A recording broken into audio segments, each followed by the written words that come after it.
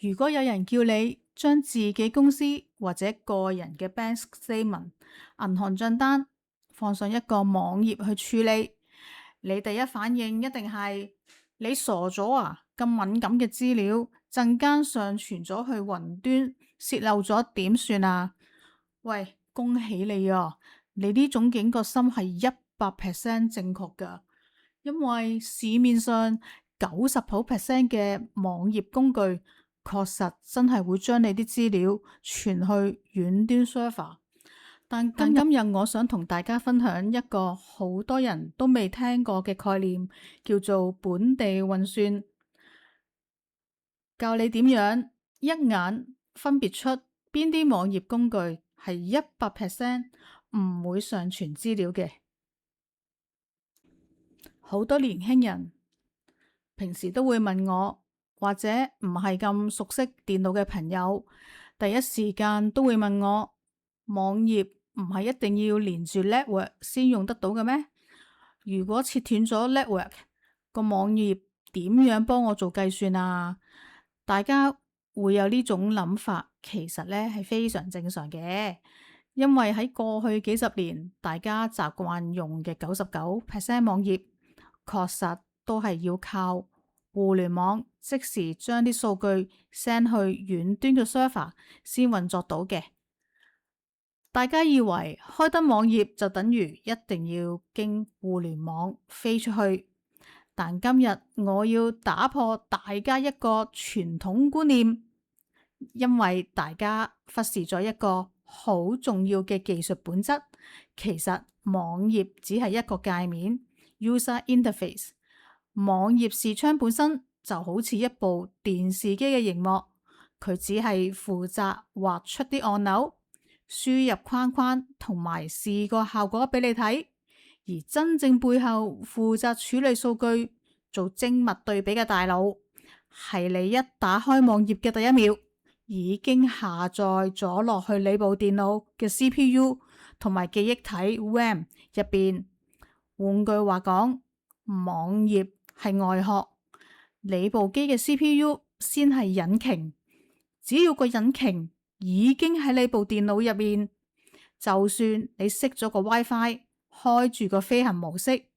呢個網頁界面依然可以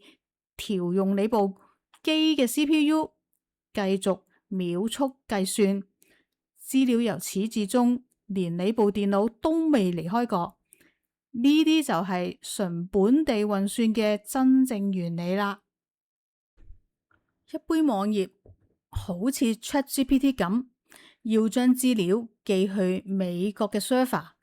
但係有一種新嘅技術，係你一打開個網頁，佢就已經將所有工具下載咗落去你部電腦入邊。一定有人會好奇，Becky 啊，既然可以喺自己電腦做，點解 ChatGPT 嗰啲又一定要 send 去美國嘅 server 呢？咁我用一個最傳神嘅比喻講俾大家聽，ChatGPT 呢類超大型嘅 AI 大腦背後就係好似一部極速嘅 F1 超級跑車，雲端 GPU， 佢嘅算力確實好驚人，但因為佢太過龐大，呢部 F1 跑車只可以泊喺美國嘅賽車場裏面。你每次想叫佢幫手，你就必須將你啲 bank statement 敏感嘅資料打包，飛過萬公里 send 去美國賽車場跑一圈，再轉返嚟，又遠又增加咗啲敏感資料曝光嘅風險。但係我哋呢一個處理 bank statement 嘅工具，經過特別設計同埋輕量化，佢嘅算力需求好似你屋企樓下部電動單車，即係屋企粒 CPU。你只係想喺樓下買包紙巾，做個銀行賬單對賬，你部機嘅 CPU 電動單車已經係綽綽有餘，幾秒鐘就已經運算完啦。你根本就唔需要大費周章搭飛機去美國揾部 F1 跑車，資料連你屋企門口都唔使出，呢啲就係純本地運算，既快又100%私隱安全。簡單啲講，佢嘅運作方式即係同你自己電腦打開一個 Excel 檔案，或者用部機嘅計算機完全一模一樣。所有計算分析完全都係用緊你自己部電腦嘅 CPU 同記憶體喺度做。個網頁只係幫你畫個界面出嚟，你嘅資料連你部電腦都冇離開過啊！好，大家明白咗呢個道理之後呢，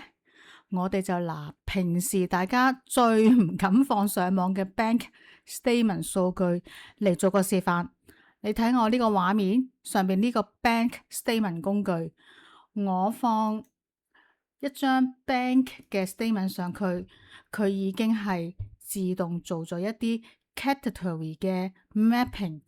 咁其實背後程式係寫咗啲嘢去認嘅，當然唔啱，你哋自己可以動手 tailor-made， 係啦，唔需要靠 IT 人，咁佢會有一個自動個 auto category 同埋 cleaned up 嘅 remark， 咁我遲啲會介紹多啲咁嘅 demo 出嚟俾大家睇嘅。咁跟住做好晒呢啲 auto mapping 之後咧，咁我哋嘅程式咧，另外有一個叫做 Omea Difference， 我已經喺我個懶人工具站嗰度已經post 咗上去，大家可以任用，係啦。咁我就擺2個唔同嘅月份嘅 bank statement 背後已經做咗啲 mapping 嘅去做分析，撳2個月，咁跟住就撳一個新城比較報告。咁佢就會有個咁樣嘅跨越嘅分析報告，究竟上個月同今個月 based on 嗰個 transaction 嘅 category 做咗啲基本對比。咁呢樣嘢全部都係免費試用嘅，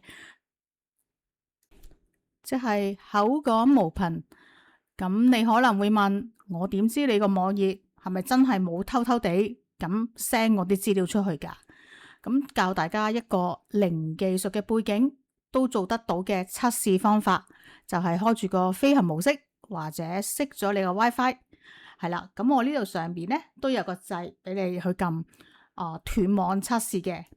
你撳一下，跟住撳開始測試，咁其實佢都 detect 到你仍然連緊呢個